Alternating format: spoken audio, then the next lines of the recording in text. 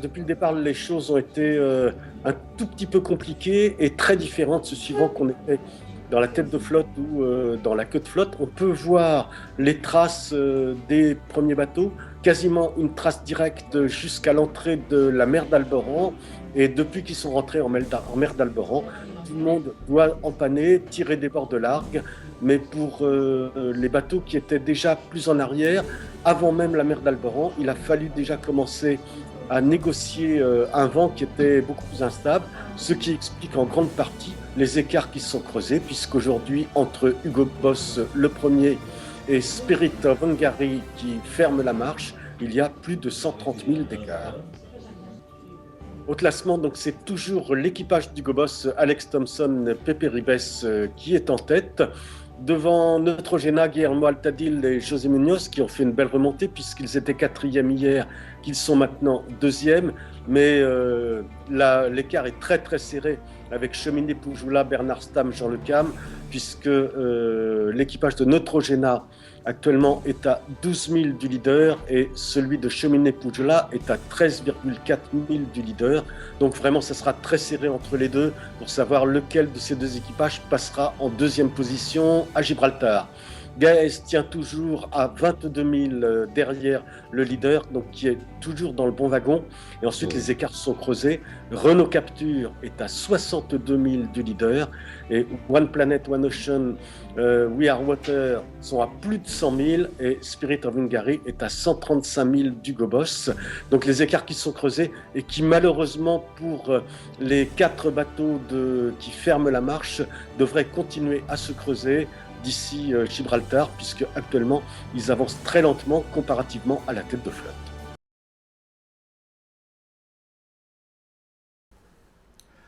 Vendredi 2 janvier, deuxième journée de navigation en Méditerranée pour la flotte.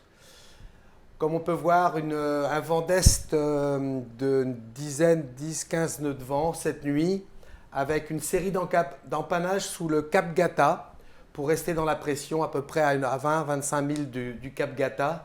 Donc on voit que les premiers ont fait une multitude d'empannages pour garder la pression, pour rentrer en mer d'Alboran. On peut constater que les 3 premiers bateaux sont passés par le nord de l'île d'Alboran, alors que Gaes, lui, est descendu beaucoup plus sud pour rejoindre les côtes marocaines, en attaquant la mer d'Alboran par-dessous. Derrière, par contre, la pression de vent est beaucoup plus faible, un peu de difficulté en vitesse pour Renault qui reste centré, et puis ensuite We Are Water et Oppo qui sont un petit peu décalés. Celui qui est plus en retard, c'est Spirit of Hungary qui, lui, a beaucoup plus de difficultés en pression de vent, et à tel point que cet après-midi, il va plutôt bénéficier d'un contre-avantage puisque le vent va repasser ouest et il aura donc du vent contraire, alors que les autres vont profiter d'avoir plus de vent soutenu d'est et qui va au contraire monter un petit peu en pression à l'approche de Gibraltar. Ça veut donc dire que la course va tirer par devant et il est certain que l'ETA pour les premiers est en fin d'après-midi sur les coups de 16-17 heures, alors que pour Spirit of Hungary, qui lui restera englué un petit peu dans beaucoup de vent mou, risque lui d'avoir plus de 24 heures d'écart à Gibraltar. Looks like your advantage can increase as you get towards Gibraltar into more wind, is that right? Well, that's what the weather forecasts say, but we'll have to wait and see whether it actually happens or not. I'm sure it will. Once we get to the Straits, I'm sure there'll be wind, and there'll probably be a fair amount of wind after the Straits, but it'd be nice to see the wind increasing, like the grid files say it should do sooner than then. And at the moment, Alex, it looks like there's a good prospect of a record to Gibraltar. How would that make you feel? Oh, that'd be great. That'd be fantastic. Yeah, I mean, I think both Pepe and I were both worried that we might be wallowing out here for 3 or 4 days, like it has been before. But it seems to be, fairly quick so far, and we'll be delighted if we can get there and get a record. At the moment, it's looking around about just over 2.5 days. 2 days, 3 hours, or something like that. Pour l'équipage du Gobos, tout se passe bien actuellement. Alex Thompson et Pepe Ribes ont pris relativement rapidement la tête de course qui avait été tenu pendant un petit moment par l'équipage de Cheminée Poujoula, Bernard Stamm et Jean Le Cam. Et depuis, les deux compères d'Hugo Boss tiennent la tête de course avec constance et devraient même, si tout se passe normalement, battre le record entre Barcelone et le détroit de Gibraltar, record qui était détenu par Jean-Pierre Dick et Loïc Perron à bord du même bateau qui s'appelait à l'époque Virbac Paprec 3. Maintenant, c'est Hugo Boss qui devrait avoir le record. Alors bien sûr, c'est un record qui ne veut pas forcément dire énormément de choses. Ça dépend énormément des conditions météo en Méditerranée, mais c'est une petite satisfaction pour l'équipage d'Hugo Boss. Pepe Ribes le disait, on a beaucoup travaillé, on n'a pas beaucoup dormi, on a empanné dès que le vent commençait à tourner. C'est aussi la récompense du travail qu'ils ont effectué depuis le départ. Normalement, du vent qui devrait tenir jusqu'à la sortie du détroit. Normalement, oui. Ouais, je pense. Donc ça, c'était d'après les fichiers de départ, là, quand on est parti, c'est inéclairé, quoi. Ben ouais. Et qu'est-ce que vous avez là actuellement comme conditions sur zone? Là, il fait beau, il y a un ou deux petits nuages, la mer est plate, et puis ben, on a 8, 9 nœuds de vent, donc on fait un bord-bâbord là en direction du Maroc là et voilà, et puis ben, on espère que le vent tournera comme on espère. D'accord. Et bon, sinon, rythme de vie à bord, ça y est, vous êtes complètement rentré dans, entre guillemets, la routine d'un tour du monde? Je pense pas que ce soit la routine du tour du monde encore. Hein. Là, on n'a pas beaucoup dormi. On commence à dormir là, et puis ben, je pense qu'on va rentrer dans la routine du tour du monde une fois sorti de la mer. Ouais. Avec, a priori, là, ce qui est en train de se dessiner, c'est un groupe de 4 bateaux qui pourraient s'échapper et laisser les autres derrière assez loin, non?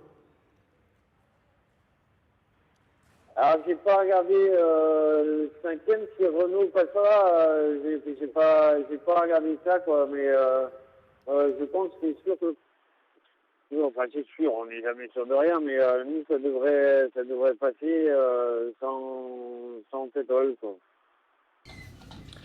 On a joint Bernard Stamm ce matin à bord de Cheminée Poujoulate.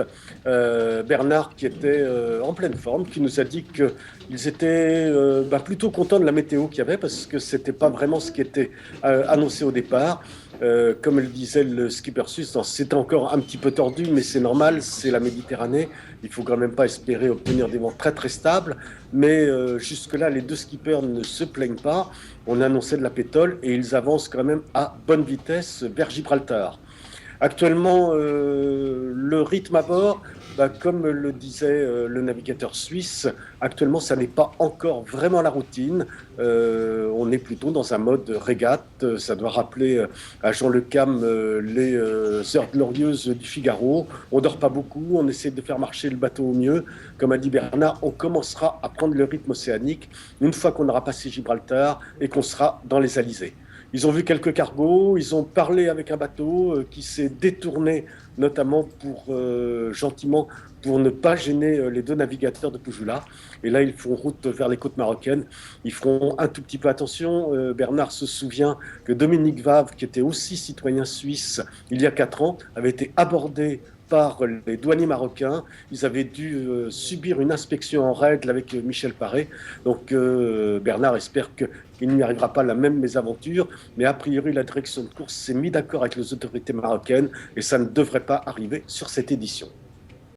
Some say to me, what do you do for a living? And I say, well, I'm a risk manager. I manage large amounts of risk on an hourly, minutely, secondly basis. You know, we're racing these boats very close to its maximum potential a lot of the time. These machines, as the time goes on, they become more and more easy to break.